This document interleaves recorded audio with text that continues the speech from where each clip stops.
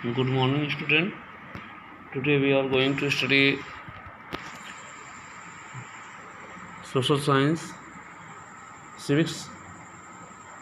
First chapter, its name is power sharing. आज हम social science के राजनीतिक शास्त्र का पहला चैप्टर पढ़ने चल रहा है, पावर शेयरिंग, जिसे हम पॉलिटिकल साइंस भी बोलते हैं।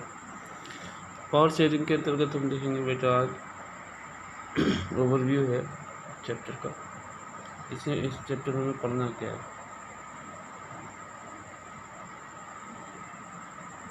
With this chapter we resume to tour of democracy that we started in last year. We noted last year that democracy, all power does not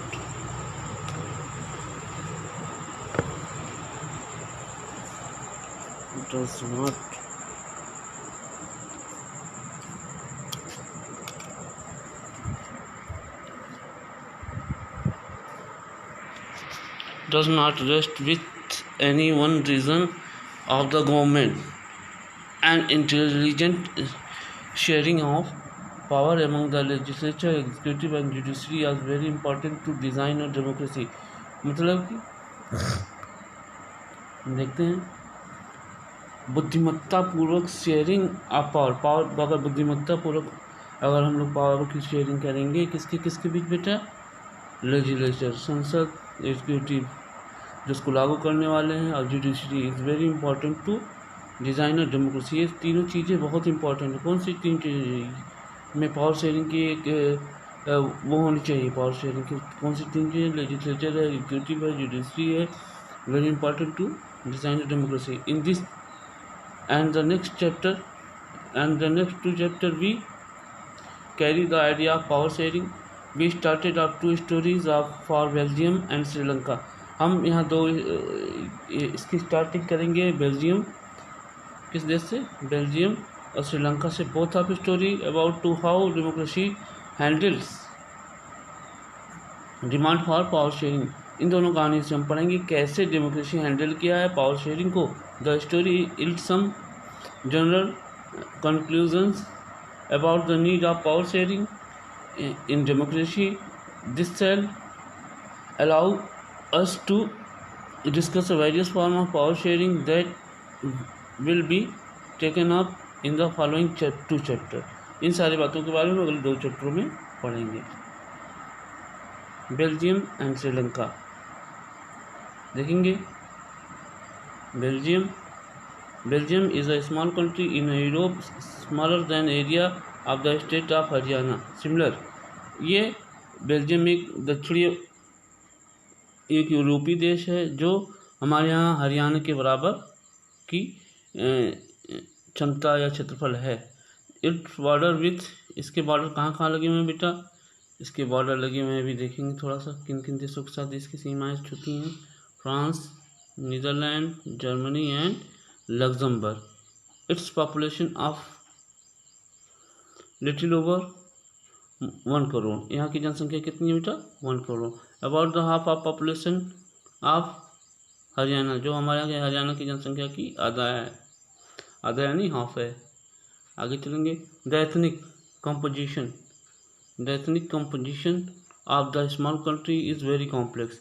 यहाँ की एथनिक कॉम्पोजिशन जो है वो बड़ी कॉम्प्लेक्स है, बड़ी जटिल है। Of the country total population 59% live in Flemish reason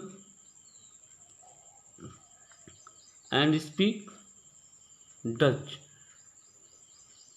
59% लोग फ्लेम्स रीजन में रहते हैं और वो क्या बोलते हैं, डच बोलते हैं। Another 40% peoples live in Wallonia region and speak French. और 40% लोग कहाँ रहते हैं, वालोना रीजन में, और जो फ्रेंच बोलते हैं। Remaining 1% of the Belgian speak German. और जो 1% लोग हैं वो क्या बोलते हैं, German. In the capital city Brussels, इसकी कैपिटल सिटी क्या है बेटा, Brussels. 80% people speak French while 20% are Dutch speaking. यहाँ की राजधानी ब्रुसेल्स में 80% लोग फ्रेंच बोलते हैं और 20% लोग Dutch. The minority French speaking community was relatively rich and powerful. यहाँ की जो माइनॉरिटी है कम्युनिटी वह रिच है और पावरफुल है। This was resisted by the Dutch speaking community who got a benefit of economic development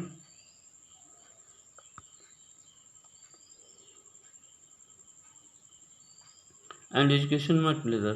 This led the tension between Dutch speaking and French speaking communities during 1950 to 1960।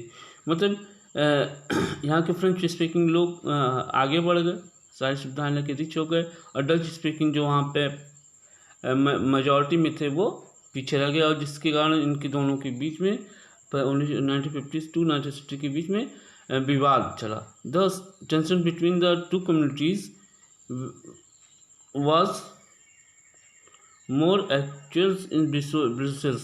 सबसे ज़्यादा यहाँ पे Brussels में भाई ये घटनाएं होती थी। ब्रुसेल्स प्रेजेंट ए स्पेशल प्रॉब्लम। यहाँ पे एक स्पेशल प्रॉब्लम थी।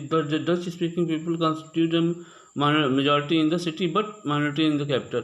जैसे आपकी बात से मालूम है हो रहा है इस लाइन से कि डच जो थे पूरे देश में मेजॉरिटी में थे, लेकिन यहाँ पे कैसे थे बेटा, माइनॉरिटी में। कहाँ थे? माइनॉरिटी में। मेजॉरिटी आप जानते हैं बहुमत और माइनॉरिटी अल्पमत। Let us compare this to the situation in island country. Sri Lanka is island nation just few kilometer of southern coast of Tamil Nadu. It has about 2 crore peoples, about the same in Haryana like nation South Asia in region. Sri Lanka has diverse population. Its majority social group of singly speaker of 74% and Tamil 80%. Among Tamil there are two subgroups. Tamil native of the country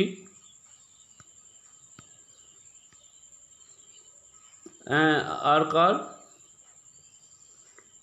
Sri Lankan Tamil 5%, and the rest are from the Indian plantation workers during the colonial period। ये जो 13% लोग थे वो कहाँ से आए थे? इसके बाद जो 13% वहाँ के लोकल तमिल थे, और उसके बाद जो 5 रेस्ट बचे जितने बचे हुए हैं वो यहाँ से कॉलोनियल पीरियड के दौरान वहाँ चाय की खेती करने गए थे। They are called Indian Tamil. वो क्या कहलाते? Indian Tamil. As you can see map, Sri Lanka Tamil concentrated in the north and east of the country.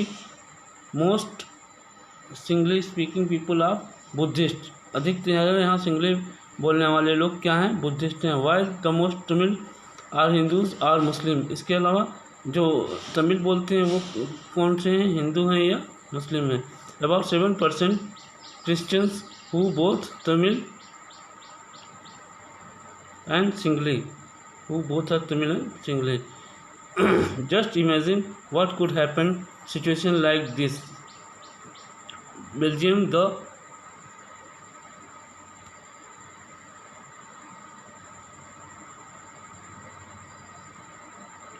The Dutch community take advantage of numerous majority and force its will not be to will no on the French and German speaking population. This would push the conflict among the community further.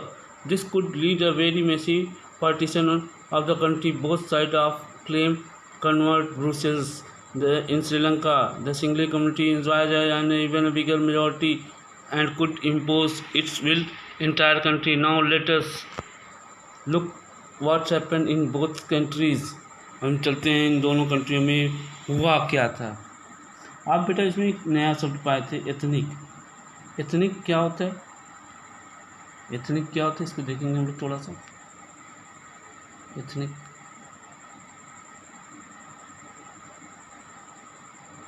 A social division based on share culture.